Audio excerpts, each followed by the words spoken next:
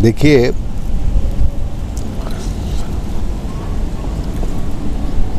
एक तो हम जिन ऋतुओं से परिचित हैं वह ऋतु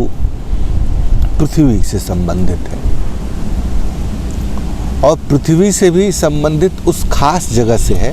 जहाँ पर आप पैदा हुए, जहाँ पर आप रह रहे हैं। दक्षिण में पैदा हुए तो दक्षिण के ऋतु अलग हैं, पूर्व में हुए तो अलग हैं, पश्चिम में हुए तो अलग हैं, जैसा भी जिस प्रदेश में हैं आप। तो ऋतुओं का बदलना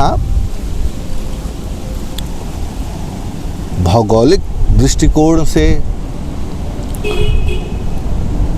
और उससे संबद्ध लोगों के दृष्टिकोण से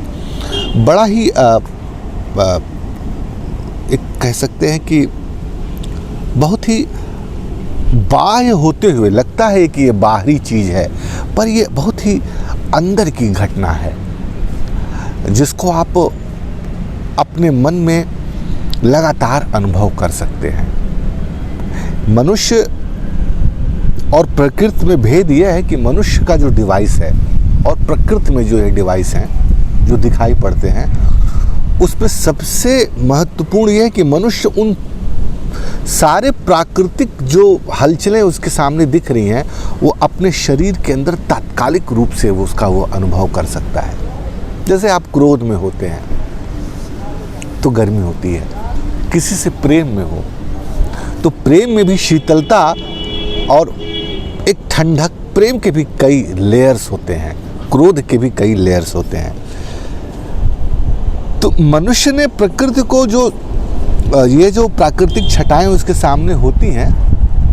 दरअसल वो उसके स्मृति के लिए है कि जो तुम यह अनुभव कर पा रहे हो बहुत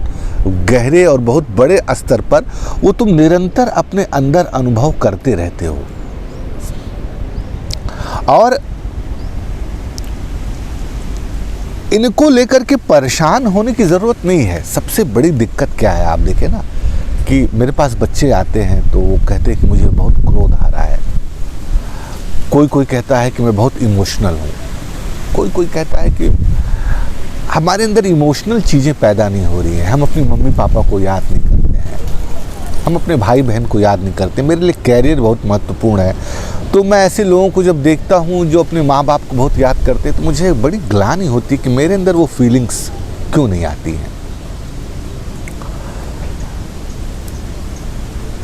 अब इन प्राकृतिक जो अवस्थाएं हैं और इनके बच्चों के मेंटल लेवल को या मनुष्य के मेंटल लेवल को आप मिलाकर देखें कि जब प्रकृति में जब पतझड़ आ रहे होते हैं तो बड़े निर्ममता से वो अपने पत्तों को झाड़ रही होती है, और जब वसंत आ रहा होता है तो आप देखिए चारों तरफ वही निर्मम चीज़ अत्यधिक माधुर्य के साथ, प्रेम के साथ, ममता के साथ अपने पुष्प को, अपने पेड़ों को जीवित कर रहा होता है, पुष्पित पल्लवित कर रहा होता है। तो आप इन प्राकृतिक स्थितियों को आप ऐसे समझ सकते हैं कि आपके अंदर जो ये बदलाव आ रहे हैं यह एक मनुष्य की नैसर्गिक गुण है या नैसर्गिक अवस्था है जो आएंगे ही आएंगे। अगर आप इनको ठीक से देख सकते हैं,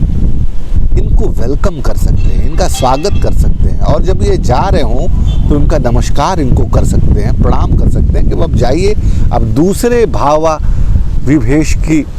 स्थिति आपके अंदर प्रकट होने वाली है। तो आप इन सारी परिस्थितियों का जैसे प्रकृति आनंद ले रही है, आप अपने अंदर आनंद ले सकते हैं और एक आध्यात्मिक परिवर्तन की तरफ बढ़ सकते हैं। तो मुझे लगता है कि बाहर जो कुछ भी घट रहा है वो अंदर के घटने की सूचना है कि जो चीज़ भी बाहर है वो तुम्हारे अंदर है और जो अंदर है वो बाहर है। अगर इनको मिला सको, इस योग को निर्मित कर सको, तो एक आध्यात्मिक पद्धति का पथ निर्माण हो सकेगा। इससे ज़्यादा और भी व्याख्याएं हो सकती हैं, पर अभी फ़िलहाल अनुभव में यही आ रहा है। मुझे लगता है कि इससे आपका कुछ काम चले तो बेहतर।